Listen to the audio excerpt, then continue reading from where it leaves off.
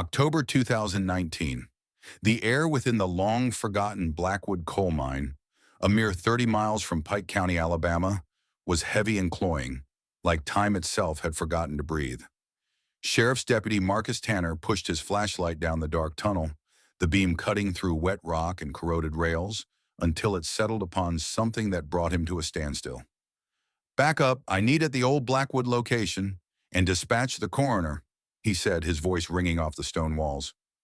What had begun as a simple call, just some kids who were supposedly breaking and entering, had suddenly become something different altogether, something much darker, something that would finally put to rest the question that had plagued Pike County for almost half a century. There, in an isolated area of the mine, were two groups of human remains, and a few feet further along rested a silver locket bearing the initials SM, the very same one Sarah Martinez had been wearing on the evening she vanished with her twin sister Rebecca in 1974. For 4.5 decades, the loss of the Martinez twins had been an open wound. Two smart, driven young women who disappeared one autumn night after their final shift at Murphy's Diner, vanished into thin air. Their Thanksgiving and Christmas holidays were 2 chairs short for their family. Their mother never closed their bedroom doors, keeping hope alive that someday, some way, her girls would return home.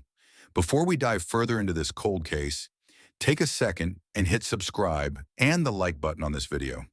Your support enables us to continue bringing you these stories that serve as a reminder that the past never really stays behind.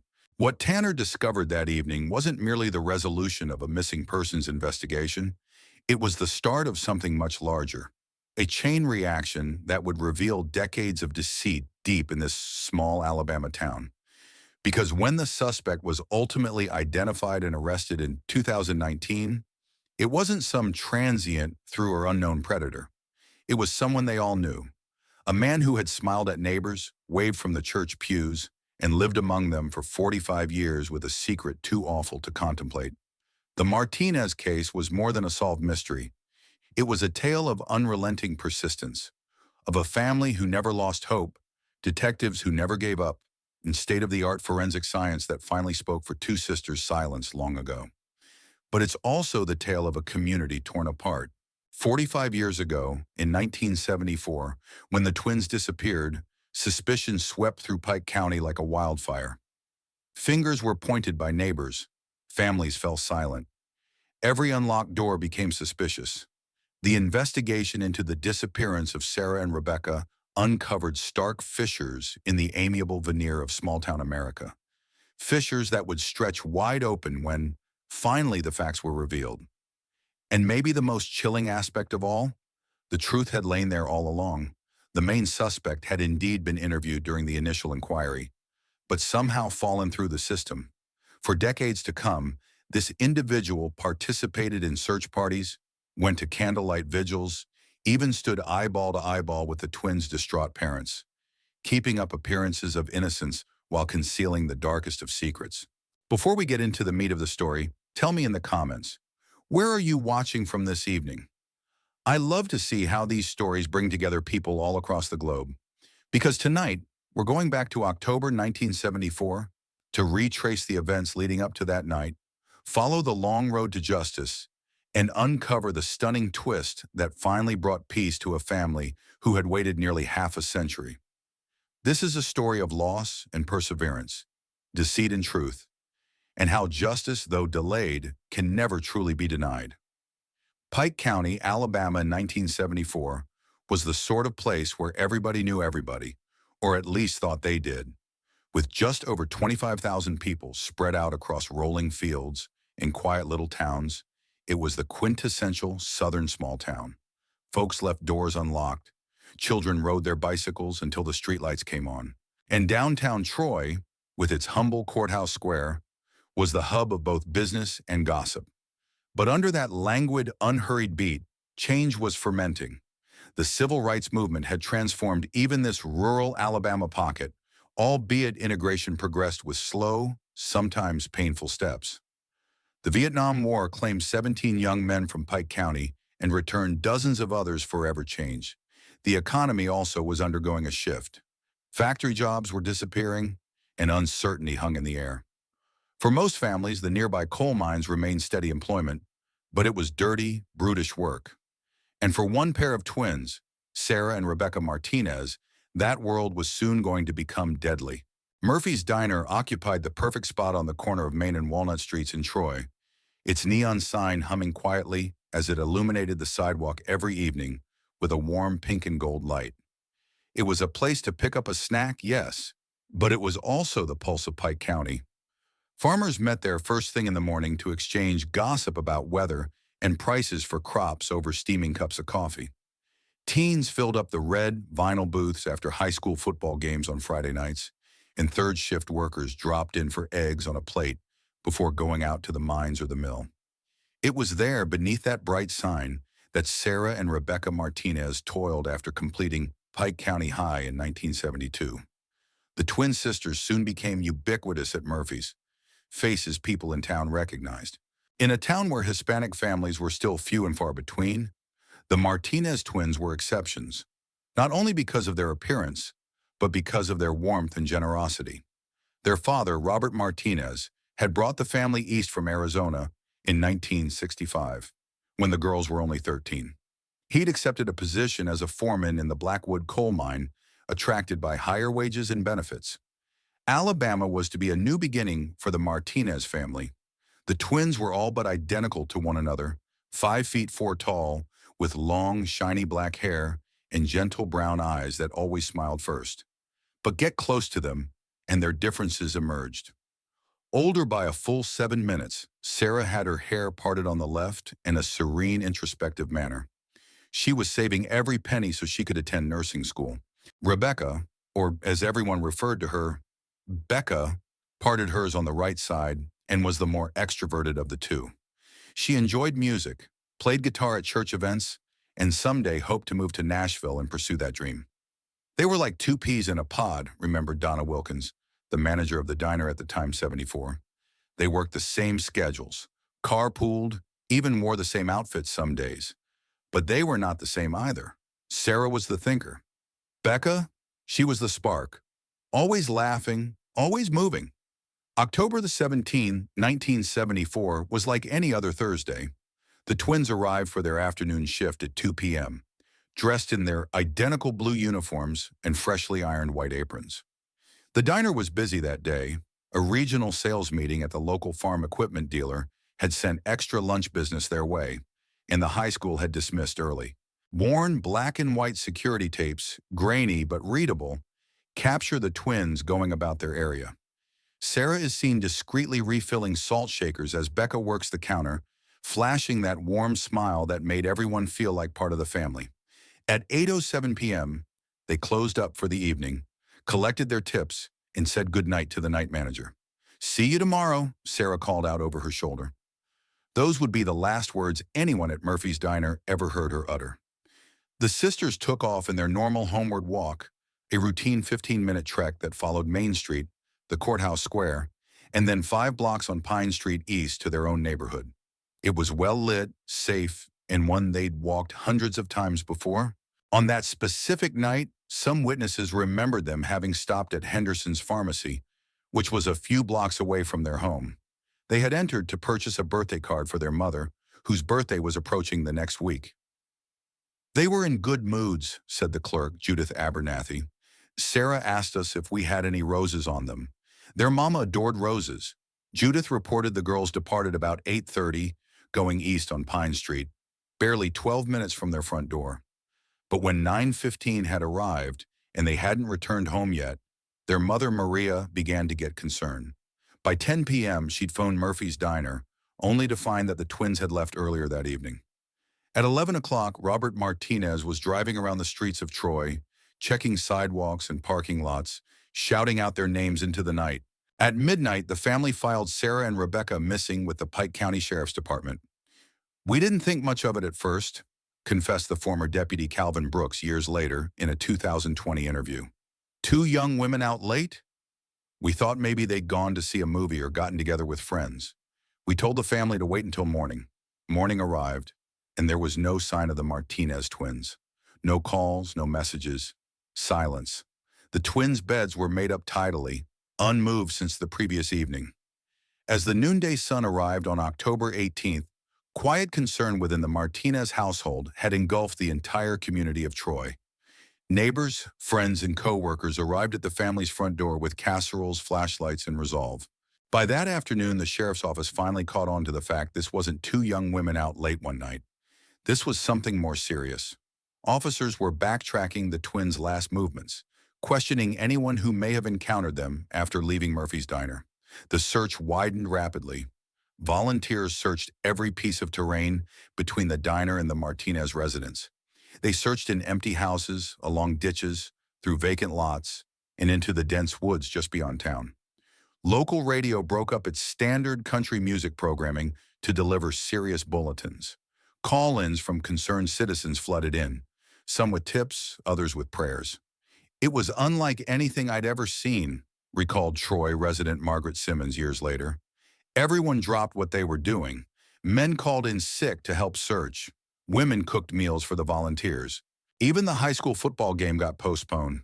Finding those girls, it became the only thing that mattered. By the third day, the FBI had joined the investigation. The Montgomery and Birmingham agents came in sharp outfits, questioning the twins' friends, colleagues, and anyone who had crossed paths with them in the days before they disappeared. They searched the sisters' bedroom that they shared. Everything was in its place. Their small savings passbooks remained in the dresser. Their jewelry was undisturbed. The only thing not there was Sarah's silver locket, the one with her initials, SM, etched into it, which she rarely ever removed. The most infuriating aspect for detectives was what wasn't present. No evidence of a fight, no tire tracks, no witnesses to anything unusual. It was as if the twins had just disappeared into the night of October. Like they just picked them straight off the ground, Robert Martinez said to the press a week later, his words shaking. My girls wouldn't leave home. They wouldn't leave their mom like this. Something was done to them, and somebody out there knows what it is. Weeks turned into days. The posters appeared everywhere, on telephone poles, in diner windows, and on church bulletin boards. The twins' smiling faces glared out from the front page of the Troy Messenger 7 consecutive days, a local record. But behind the smiles, the town was transforming. Innocence in Pike County had been lost. Doors that had never been shut were now bolted securely. Parents who once allowed their kids to wander the streets now held them close. A sense of creeping fear fell over the community. Everyone was searching for answers, but no one knew where to begin. The Pike County Sheriff's Department of 1974 simply wasn't prepared for something like this. 11 deputies served the entire county, most with experience limited to DUI stops, bar fights, and the occasional stolen tractor. Sheriff Walter Donovan, a 3-term incumbent better known for his glad handing at county fairs than his detective skills, suddenly found himself in the national spotlight. The Martinez twins' disappearance had caught the attention of state and national news. Cameras showed up at the courthouse square. Pressure mounted. We're pursuing all available leads, Sheriff Donovan repeated at nearly every press conference. It became his catchphrase. In the background, however, deputies afterward conceded the investigation was rudderless in those fateful first few days. They lacked the resources or the expertise to manage a case of this magnitude. The initial 48 hours yielded virtually nothing. Deputies patrolled the same path the twins had walked home from Murphy's, scouring ditches and back alleys. The only clue they found was a solitary blue hair ribbon with white polka dots along the corner of Pine and Elm Streets. Initially, it appeared significant. Rebecca had been known to wear ribbons in her hair. Tests eventually revealed it wasn't hers. Just another dead end. With no tangible evidence to work with, detectives focused on the timeline and potential witnesses. That's when they had their first true lead. 3 different individuals, an old man taking his dog for a walk, 2 teenagers sitting on a porch, and the evening custodian at First Baptist Church. Each told police they saw something at approximately 8:30 p.m. that evening. A blue Ford truck parked idle outside of Henderson's pharmacy around the same time that the Martinez twins would have been strolling by. All 3 witnesses identified the same vehicle, a blue 1960s Ford pickup with a right fender dented and a partial license plate with numbers 7 and 4. None could indicate who was driving, although the teenage boy believed he may have seen a man in a hat. That blue mystery truck was soon the first genuine lead of the investigation. Deputies started the painstaking work of tracing all blue Ford pickups registered in Pike County and the surrounding counties, 127 trucks in total. Each truck's owner was questioned, and each truck was checked for new paint, repairs, or evidence of a hasty cleanup. Then on October 25th, 8 days since the twins went missing, the owner of the truck was found. James Whitley, 42, a mechanic who worked at the Texaco station only 2 blocks from Murphy's Diner, admitted he was in the vicinity that evening, but had no involvement with the disappearance of the sisters. "I was having some engine problems," Whitley explained to authorities. "Stopped to let it cool down, then went directly home." His wife corroborated his account that he arrived at their front door roughly around 9 p.m. There was no concrete evidence to disbelieve him, and no reasonable cause for a warrant, so investigators were in no position to disbelieve him, at least not yet. Nevertheless, Whitley's name remained on the sheriff's off-the-record list of individuals to keep under surveillance. As the weeks passed, 3 additional persons of interest came to light, each with his or her own motive, and his or her own complicated tie to the Martinez family. First was Victor Ramirez, a 27-year-old Arizona distant cousin who'd come by just 2 weeks prior to the twins' disappearance. Legend had him having fallen for Sarah, whom he asked out. She declined politely but firmly. Ramirez asserted he'd gone back to Phoenix 3 days prior to the disappearance, a claim corroborated by his employer's payroll slips. Years later, however, doubts would be raised about how watertight those records actually were. Then came Thomas Blackwell, 56, the influential owner of Blackwell Mining Company, which just so happened to own the very coal mine that Robert Martinez was employed at. Anonymous sources allege Blackwell and Robert had a fight the week before the girls disappeared, allegedly over hazardous working conditions. Blackwell scoffed when questioned, citing his ironclad alibi, a business supper in Birmingham on the evening of October 17th. Multiple witnesses corroborated it. Lastly, there was Daniel Cooper, 31, the ex-boyfriend of Rebecca. They had broken up 6 months prior on bad terms, but Cooper did not mind speaking with investigators. He even offered to take a polygraph test and passed. He had no alibi for the evening in question, but no crime scene evidence connected him with the disappearance either. By early November, the probe was sputtering to a stop. The FBI, which had sent manpower and resources pouring in at the outset, started to withdraw as newer cases cried out for attention elsewhere. Local deputies still pursued tips, but most of them went nowhere. The absence of a crime scene handicapped the case from the beginning.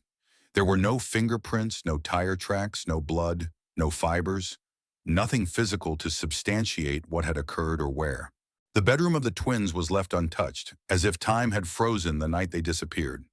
The only thing missing was Sarah's silver locket, the same one found years later in the Blackwood mine. Witness accounts that had at first appeared solid began to unravel. Memories changed. Details became fuzzy. The high school couple who'd witnessed the blue pickup no longer could agree on where it was parked. The pharmacy attendant, Judith Abernathy, initially reported that the twins departed at 8:30, then decided later it was probably more like 8:15, a tiny but significant variation in a case dependent on minutes. And then the flood of reported sightings began. The Martinez twins were seen everywhere, on a gas station in Georgia, a bus terminal in Tennessee, even on a roadside diner in Mississippi. Each sighting had to be pursued, each lead investigated, only to result in frustration. "It was like chasing ghosts," admitted one tired deputy off the record. And by winter, that's where the Martinez case had evolved, a ghost tale haunting Pike County with no apparent end. Everybody wanted to assist, but as one deputy afterwards said, half those sightings were just people's imaginations running wild. The Martinez investigation may have continued to gain speed had it not been for what transpired that December. December 3rd, 1974, was when Harmon County was shaken to its core by the biggest bank heist in Alabama's history. 3 died and over $200,000 was lost. All available law enforcement personnel in the area were drafted into manhunting the robbers. And once again, the Martinez twins case, with no fresh leads and no concrete evidence, slipped quietly to the back burner. By Christmas, the daily briefings were ended. The volunteer search groups broke up. The posters bearing the beaming faces of Sarah and Rebecca yellowed and curled along the edges. Faded reminders of an enigma that would not go away, but no longer demanded notice. The case was never formally closed. It remained active in the files for years, decades even, but in reality the inquiry had ground to a halt. Detectives pursued the occasional fresh lead, but it came to nothing. Many things were against them.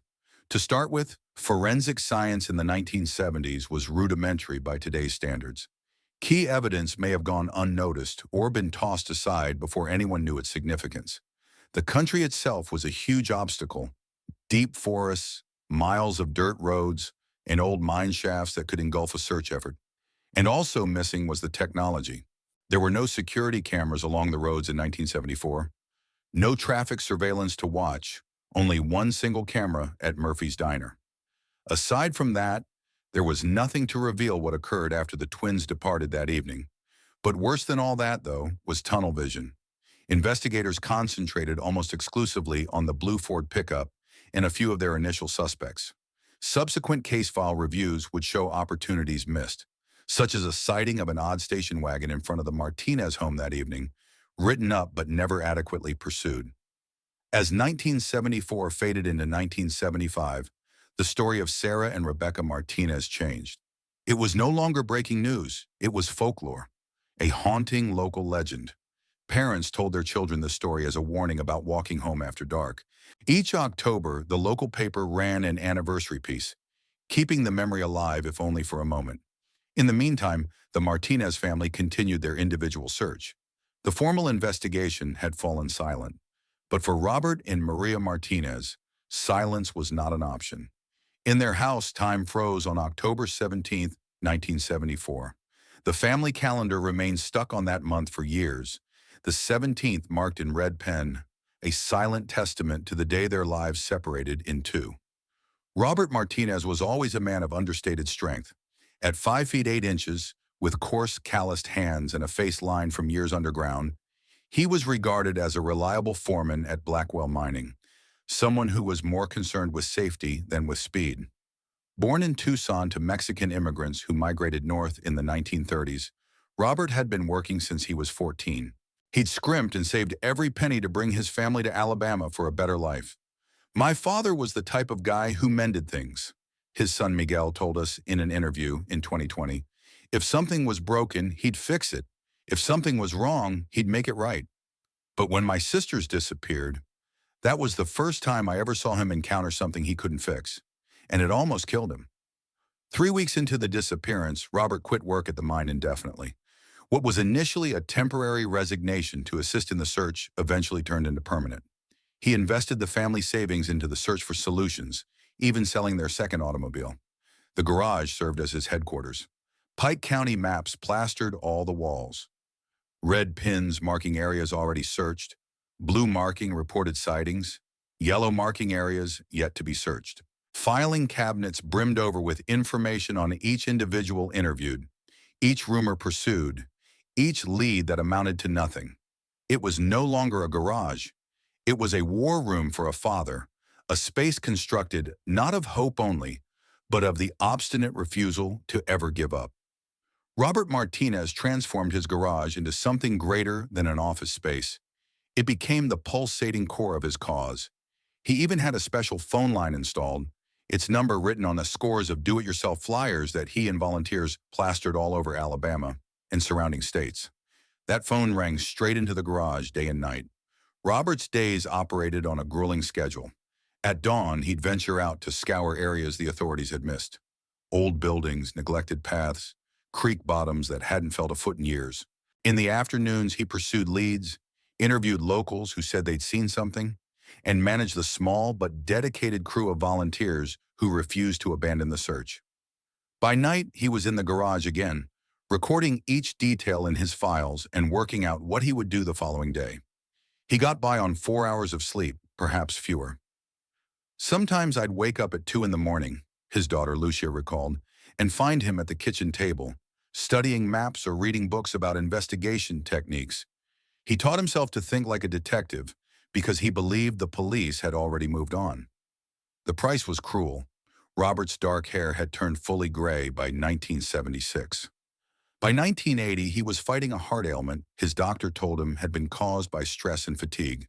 But he pushed on, driven by one thing: a father's determination not to give up when his children were out there somewhere, waiting to be rescued. As Robert channeled his sorrow into action, Maria Martinez found solace in religion. A good Catholic, she derived her strength from prayer and the serene belief that Sarah and Rebecca would eventually return home. Maria went to Mass daily, burning candles in memory of her daughters. Their living room was transformed into a shrine of remembrance. Family portraits adorning the walls, the girls' smiling faces trapped in time around a photograph taken just months earlier before they disappeared. Every evening at 8:45 p.m., the time the twins must have come through the door, Maria put out two settings for dinner: dishes, silver, and complete helpings of food that remained untouched until dawn. Then she'd sit alongside the front window, regarding the deserted street and the porch light until midnight or later. My mother never told them they were dead, Miguel said years later. Never once in 45 years did those three words ever leave her lips. She would tell them they were missing or away, but never gone forever. Maria maintained the girls' room precisely as it always was. Their clothes hung in the closet neatly, books straightened on the bookshelves, bedspreads newly made with fresh sheets every week. Hope became her salvation, yet it isolated her from the world outside. Friends who gently suggested a memorial service or some kind of closure were met with polite refusals. Invitations to gatherings went unanswered. In time, Maria's world shrank to the walls of her home, a place where she could still believe that one day, two familiar voices would call from the porch, "Mama, we're home!" For Lucia and Miguel, only 15 and 12 when their sisters vanished, the subsequent years were filled with a different type of anguish. They lost Sarah and Rebecca, yes, but they lost their parents as well, though not to loss of life. "Dad was always gone looking," said Lucia softly, "and Mom was there, but not really. She was adrift in grief. We had to grow up overnight. School provided no refuge. In a small town where everyone knew their history, every corridor seemed like a reminder. Some classmates shunned them, in fear of saying something wrong. Others hushed questions, fueling the rumor mill that kept on churning after the girls disappeared. Teachers toggled between over-eagerness and stifling concern. Miguel turned inward, escaping into studies as a means of coping. By his final year, he barely ever mentioned his sisters. He concentrated instead on college applications and ultimately bid farewell to Alabama for college in California, returning home only on the occasional visit.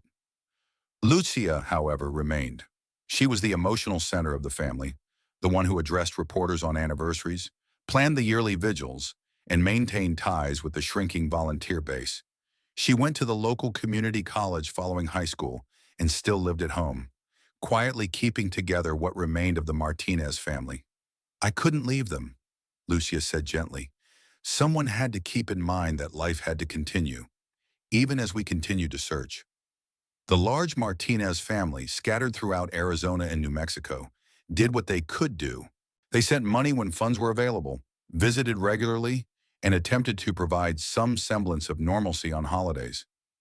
Each visit, however, was a mixed blessing. The vacant chairs at Thanksgiving dinner, the missing faces in Christmas pictures, and the silent birthdays celebrated for two sisters who never returned home. All served as keen reminders of what had been lost. Robert's younger brother Carlos joined him in Troy in 1977. Carlos had come not just to assist in the search, but to prevent Robert from collapsing under the stress of his own sorrow.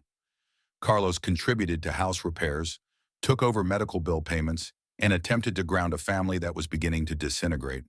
Robert would have looked until his death, Carlos later said. And Maria, she would have waited just as long. Their love for those girls, it was beautiful, but it was heartbreaking, too. As decades became centuries, the Martinez family's fight became Pike County's history, a testament to love that never quit.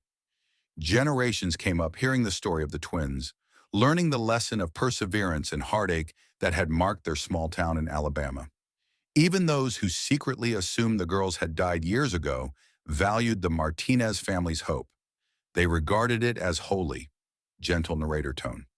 If you're reading this account as impactful as I did, be sure to subscribe.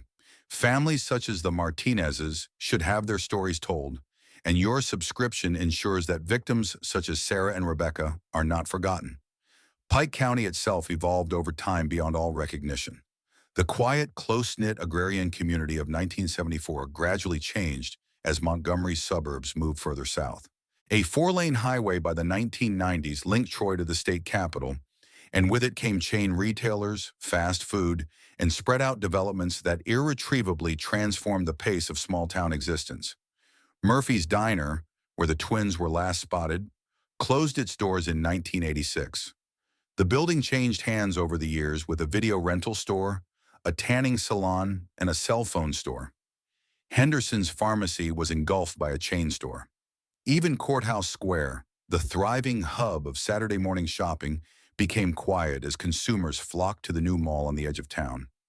By 1983, the Blackwell Mining Company, where Robert Martinez once toiled, closed down for good. Declining coal prices and increased safety violations compelled the shutdown. The previously bustling mines were closed and abandoned, gradually overtaken by weeds and pine trees. Industry reclaimed by nature left only ghosts and memories behind. But in spite of all these alterations, one thing did not change: the pain of the unresolved Martinez case. For those of Pike County, it was a wound that would never fully close. Every new road or wrecked building seemed like another bit of the past being eliminated, another potential lead gone forever. Each time they demolished an old building or paved a field over, "I would think if we were in danger of destroying evidence," said Calvin Brooks, a retired deputy who had been one of the first at the scene in 1974. The town was moving on, but the case, it was in neutral. The investigation wasn't entirely dormant, however. Periodically, about every 5 years, as if on schedule, the anniversary of the twins' vanishing would revive the media spotlight. There were retrospectives in the papers, interviews on local television, and for an instant, hope was rekindled. Most of the new tips resulted in disappointment, but not all. In 1979, when incumbent Sheriff Walter Donovan lost his bid for re-election, the case was first seriously looked at again. His replacement, Sheriff Raymond Tucker, a veteran state trooper with a tough but fair reputation, had campaigned on one bold vow: he'd get to the bottom of what had happened to the Martinez twins. As promised, Tucker established a tiny cold case task force. For half a year, they scoured through old reports, re-interviewed witnesses, and re-examined evidence that had sat collecting dust for decades. Their efforts ultimately revealed a fresh person of interest, a drifter and former carnival worker who had traveled through Pike County in October 1974. He was on a violent record, and especially against women, and was said to have worked at a traveling carnival that was established just outside Troy a week prior to the twins' disappearance. It was like the first genuine lead in decades. But before the authorities had a chance to interview him, word came that the man was killed in a fight in a Georgia prison. Again, the trail went cold. The 1980s introduced new technology and methods for detectives, breakthroughs that returned the Martinez case to the front burner. In 1984, the FBI profilers developed what they termed a psychological profile of the suspected perpetrator. Their profile indicated that the twins' disappearance wasn't random, but the handiwork of someone familiar with the territory, perhaps even someone familiar with them. That conclusion restricted the search to locals who lived near the Martinez home or Murphy's Diner. Still, the enthusiasm this time again evaporated into nothing. Then a ray of hope in the mid-1990s with the onset of DNA technology. By 1994, police nationwide were revisiting old cases with new forensic equipment, and Pike County officials did the same. Prosecutors said that they would re-examine all physical evidence of the Martinez disappearance. But that ray of hope was short-lived. When the technicians opened up the storage containers, they found that the meager collection made in 1974 had not been well kept. Heat, humidity, and time had made most of it unusable. Even the tiny hair ribbon originally believed to be a clue was conclusively eliminated. It had no relation to either Sarah or Rebecca. "Cold cases are always challenging," said Detective Margaret Lawson, who oversaw the 1994 review. "But this one was particularly challenging. We didn't have a confirmed crime scene, hardly any physical evidence, and witnesses whose memories had faded after 2 decades. It was like starting over from scratch all over again." The new millennium ushered in a new generation of detectives and new technology to keep pace. In 2002, When the Alabama Bureau of Investigation opened its cold case division, the Martinez file was among the first they took off the shelf. The case was computerized from floor to ceiling. Ancient handwritten reports were translated into computers. Investigators created computer models to recreate various scenarios. A special tip line was established. Momentum felt like it was increasing for the first time in decades. And then, hope flared once again in 2008. Construction workers who were clearing land for a new residential subdivision on the outskirts of Troy unearthed some skeletal remains. The news quickly spread like wildfire. Could it finally be them? The Martinez family waited anxiously for 3 agonizing days. But when the results came in, their hopes were once again dashed. The remains, forensic experts said, were Native American, hundreds of years old. By the 2000s, the case had moved from ongoing investigation to lasting folklore. In Pike County, everybody knew the tale of the Martinez twins, but not many had any genuine recollection of it. Urban myths soon took over the emptiness that time had left behind. Teenagers circulated rumors about ethereal twin, ghost-like apparitions walking along Pine Street under streetlight illumination, or faint whispers heard around the abandoned mine shafts on still autumn evenings. It was no ghost story for the Martinez family. It was an unhealed wound. Robert's health, never strong, deteriorated further with each passing year. He had heart attacks in 2005 and 2012, both weakening him further with each occurrence. Maria, resolute as ever, would not give up hope. Although her evening practice of laying out 2 plates at the dinner table became rarer, she still honored her daughter's birthdays, anniversaries, and holidays. Miguel, who had become a successful engineer in California, came by when he could, but not so frequently as the years went on.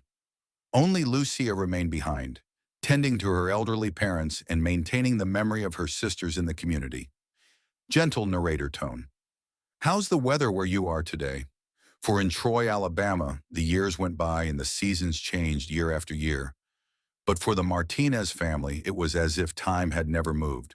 Hot summers, cool autumn nights like the one the twins vanished on, cold winters with vacant seats, and hopeful springs with new life all around, but for their search for answers. Then on October 12th, 2019, exactly 5 days before the 45th anniversary of the twins going missing, something transpired. It was a crisp autumn Saturday, the air crisp and clean, almost unnervingly like the night of 1974. Deputy Marcus Tanner, 32, wasn't on his mind at all when the call arrived. Teens caught trespassing along the abandoned Blackwood mine. To him, it was just another shift, another temporary disruption. The Martinez case was ancient history, something older townspeople discussed in whispers and understanding glances. The mine had been officially shut since 1983, concreted and fenced after years of accidents and dwindling profits. But weather and time had their way with it. The fences creaked, trees sprouted through the cracks in the pavement, and nature had gradually started to take back what was rightfully hers. And yet, unfazed trespassers, local children with flashlights and steel nerves, always seemed to find a way in. For years, the crumbling old Blackwood mine had been something more than a deserted tract. It was a high school dare, a bout of courage rumored in Troy's halls.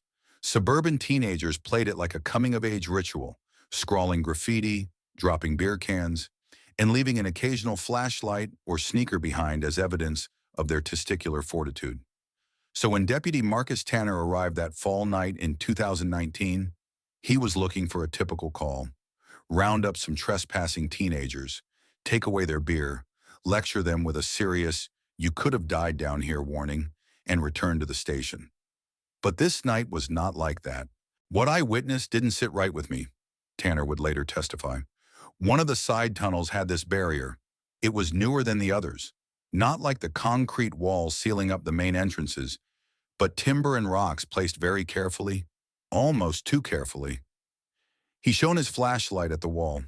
Through the cracks between the rocks, he could see a piece of cloth, torn, worn, but clearly artificial. His heart was racing now. That was not meant to be there. Tanner ordered reinforcements, then started to slowly dislodge some of the loose rocks. As he did, the flash of his light fell on something behind the wall, something white, motionless, and horribly human. When the final couple of rocks were shoveled away, the truth was revealed. Within a shallow alcove carved into the tunnel wall were two groups of skeletal remains lying side by side. Shreds of ancient fabric still hung to the bones. Exactly the same blue uniforms, long rotten but immediately familiar, and buried half fathoms in the earth was a dulled silver locket. The initials SM shone palely under Tanner's beam. "I knew right then," he said later. "Everyone in Pike County knows about the Martinez twins. I'd seen their pictures 100 times at the Historical Society. Finding them, it was like touching a piece of history. In hours, the mine was crawling with police. The Pike County Sheriff's Department, the Alabama Bureau of Investigation, even the FBI, all swarmed down to that neglected strip of tunnels. The entrance was blocked off, floodlights were set up, and for the first time in almost half a century, the Martinez case was going strong again. Uncovering the remains was not easy. The mine structure was too unstable, making engineers shore up areas before investigators could even enter. A group of forensic anthropologists from the University of Alabama handled the excavation, photographing every inch of the scene, every bone shard, every piece of fabric, every indication, before anything was lifted. This was it, the discovery that had slipped through the hands of generations of investigators. The Martinez twins had finally been discovered, but only that revelation revealed more chilling questions. Who had brought them here? Why here? And how had their bodies gone undetected so long? The first indication came from an unexpected place: ancient company documents from the Blackwood Mining Corporation. According to records, the tunnel where the remains were found had been included in an expansion project left unfinished in early 1974, barely months prior to the twins disappearing.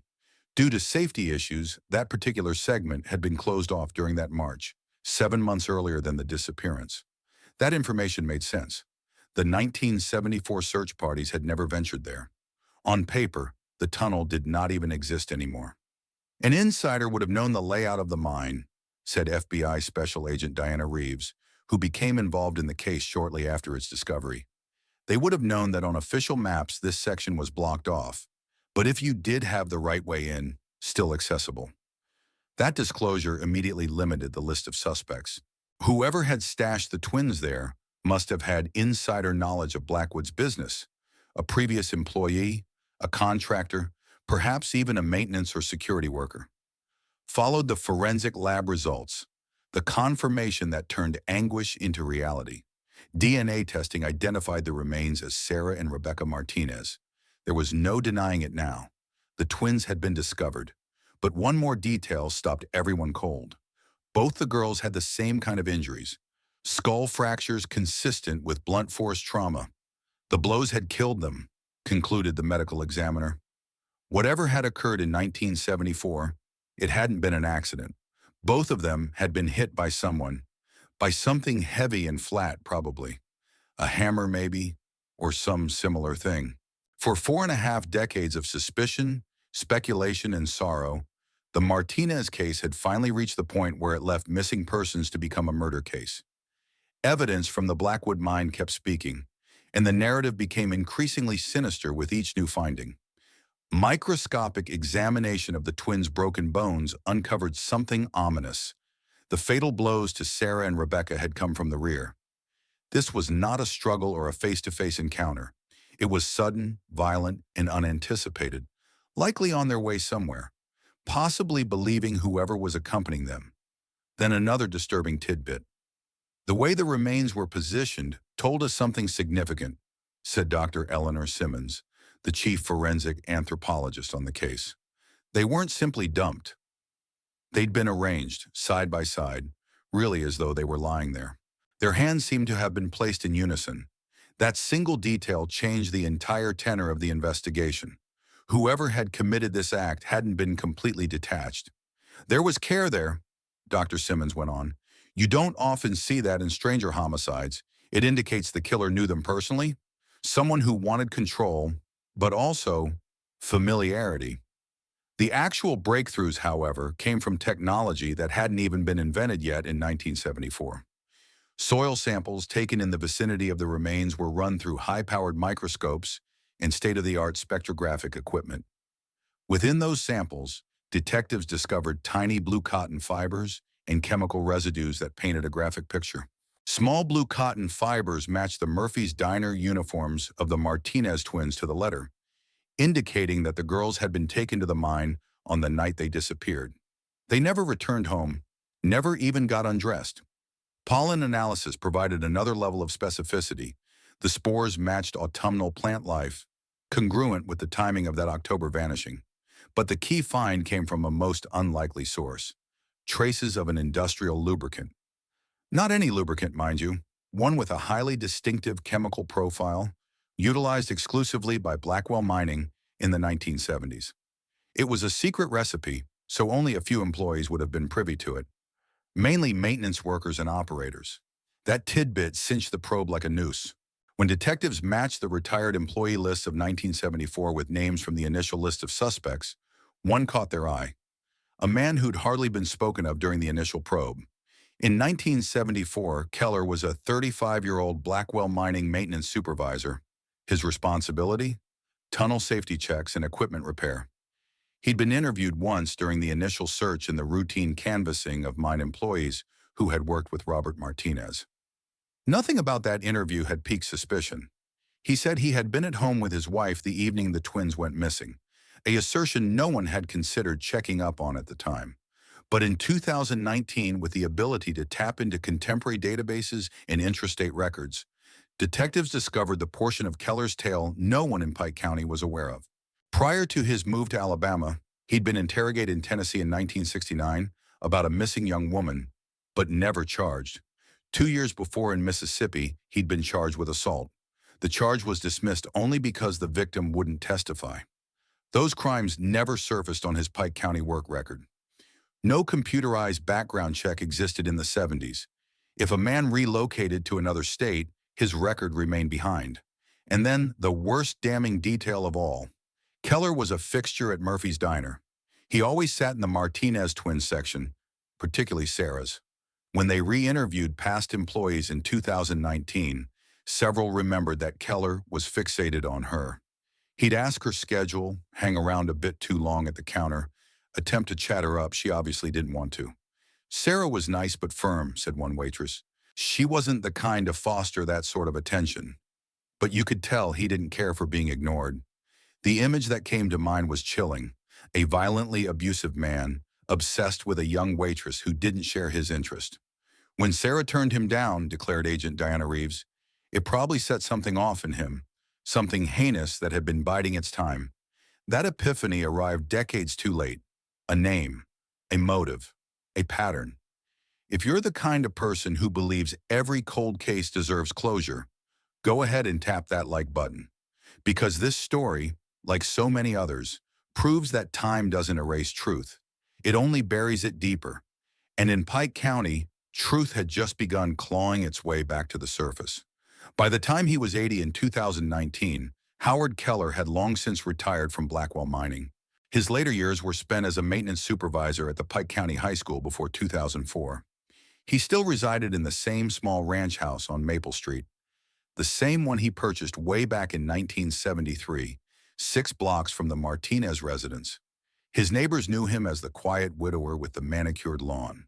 His trash cans were ever so neatly lined up, his hedges clipped, his Christmas lights arranged like a well-designed engineer. Polite, predictable, invisible. Elaine Keller, his wife, had died of cancer in 2001. Since then, Howard had lived alone, unremarkable, unbothered, and unsuspected. Howard Keller had constructed his entire life on blending in. He was the sort of fellow who fits seamlessly into the tapestry of a small town.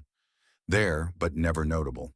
He went to services each Sunday at First Baptist Church, always sitting in the back pew.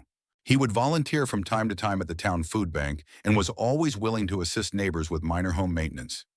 If your washing machine malfunctioned or your porch light went out, Howard was the one who'd arrive carrying a toolbox and accept no payment greater than a good manners thank you.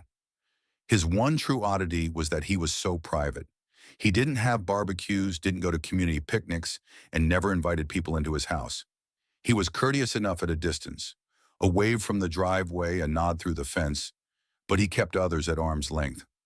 He was just part of the background of the town, recalled Eleanor Wilkins, who had lived across the street from Keller for more than 3 decades.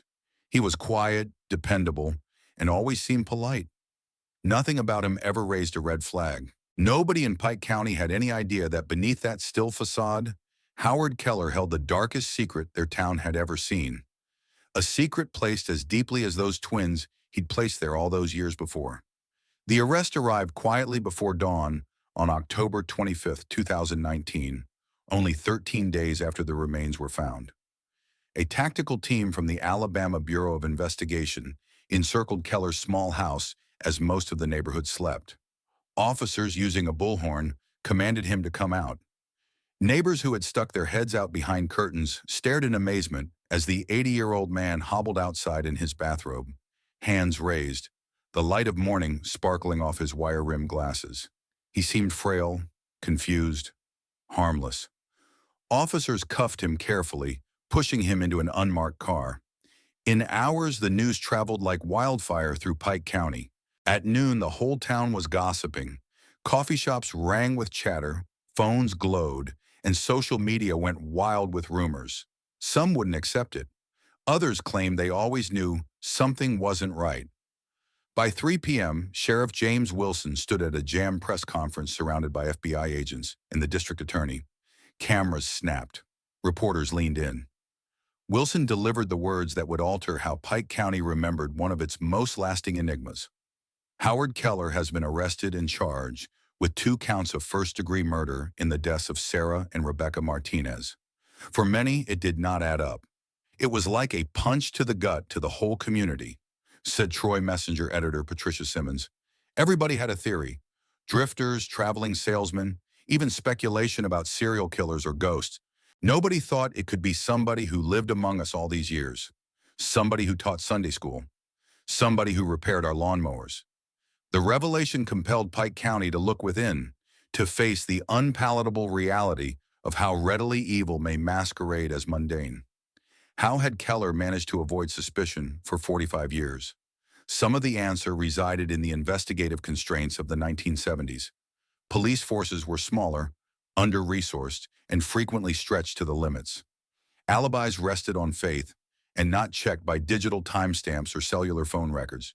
At the time, Keller's wife, Elaine, had given him an airtight alibi. She informed detectives that they were at home in front of the television when the Martinez twins went missing. Weary detectives, working hundreds of tips, accepted what she said. What no one knew was that Elaine's silence had its roots in fear.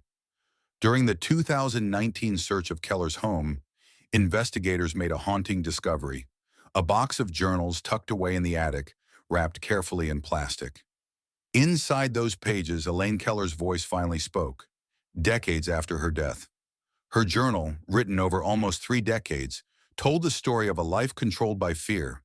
She wrote of her husband's temper, his possessiveness, his violent outbursts, and one section gave even the most experienced detectives the shivers.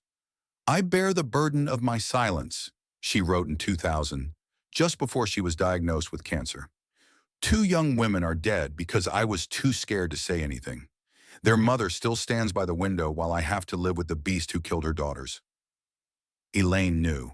She had always known. Her diaries were crucial evidence, silent witness from the afterlife. Police officers later reconstructed the ways in which Keller had exploited his job at Blackwell Mining to commit and hide the offense. He was a maintenance supervisor with unlimited access to the mine, particularly the newly vacant tunnels where the remains of the twins were found later. Records indicated that on October 18, 1974, only a day after the girls had vanished, Keller recorded a safety inspection in precisely that same section. That inspection, it turned out, was the perfect alibi.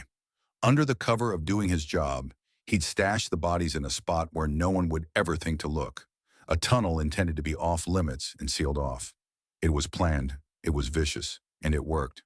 For almost 5 decades, the secret remained buried, until time, technology, and a little luck finally uncovered the truth. The most ominous discovery of all may have been how thoroughly Howard Keller had become embedded in the fabric of the Martinez case itself over the years. He did not merely live quietly in obscurity, he was one of the mourners. It was revealed by old records that Keller had shown up for a number of candlelight vigils honoring the missing twins. Indeed, a photo taken by the Troy Messenger in October 1979, 5 years after their disappearance, showed him standing in the background with his hands clasped, his face somber, as if just any other sorrowful neighbor. Former colleagues recalled his offhand remarks about the case, uttered with the bemused interest of a man guessing over coffee. He'd say things like, "They'll never find those girls looking where they're looking," said Frank Dawson, a coworker at the high school. "We figured he was just shooting the breeze. Turns out he was all but confessing, and none of us noticed." When detectives raided Keller's residence in 2019, their suspicions were confirmed. In a safe metal box stored in his garage, they found a gruesome assortment of memorabilia. It contained a silver charm that was an exact replica of the one once dangling from Sarah Martinez's cherished locket. Microscopic analysis confirmed the presence of Sarah's blood on its surface. Alongside it lay a blue ribbon for hair, similar to the ones the twins used to wear, and this one with locks of Rebecca's. And then there was the most chilling discovery, a maintenance record from Blackwell Mining. Although the report should have been locked away in company files, this version included Keller's handwritten scribbles in the margins, math problems, estimates of depth, and notations of mine segments. The tunnel where the twins were ultimately discovered was circled. The date, March 1974, weeks before the girls disappeared. It seemed that Keller had spent months prospecting the area well ahead of time, lining up each step with icy deliberation. The proof from Keller's residence, combined with his late wife Elaine's terrifying diaries and his decades-long fixation with Sarah Martinez, provided an unmistakable picture. But the icing on the cake was science, advanced forensic technology reviving decades-old evidence. Detectives had long been aware witnesses had described a blue Ford truck by Henderson's Pharmacy the night the twins went missing. Keller owned exactly this type of truck, but sold it in 1975. Miraculously, detectives were able to trace the truck to a collector in Georgia who had restored it painstakingly over the years. Under coats of paint, polish, and upholstery, forensic scientists discovered the past still clinging in microscopic remnants. Flecks of blood buried deep beneath the passenger seat frame. DNA proved the impossible, the blood of both Sarah and Rebecca Martinez. That finding solved one of the oldest mysteries in Pike County history. The twins must have been brought in that truck, unconscious or already deceased, their little bodies on the passenger side floorboard. No surprise no one had noticed them. Howard Keller's arrest shook Pike County and beyond.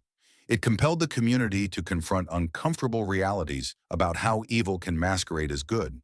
For close to 5 decades, this man had worshipped in church, helped at the food bank, waved at the neighbors, and even visited and comforted the grieving family whose agony he had inflicted. He observed Robert Martinez comb through every field and side road, noted one of the investigators.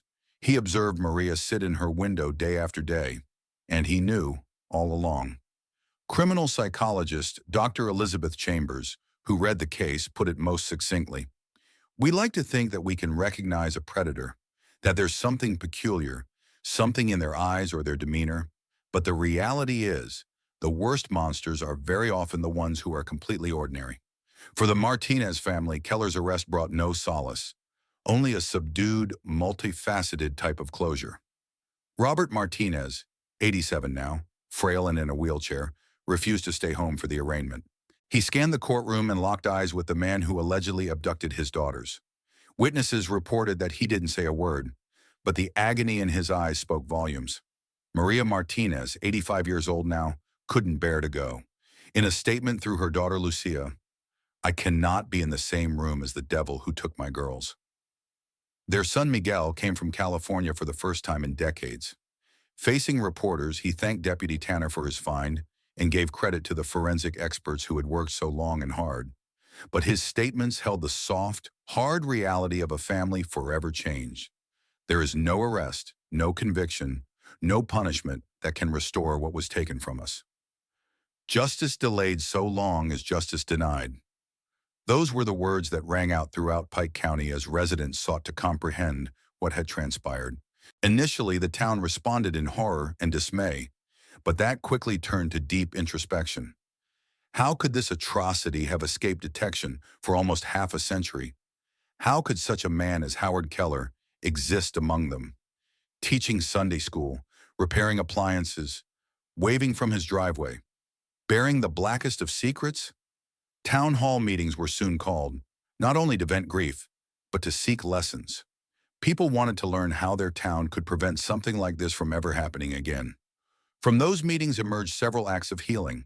The Pike County Historical Society established a scholarship in the names of Sarah and Rebecca Martinez, specifically to aid students who hoped to become forensic experts or cold case detectives.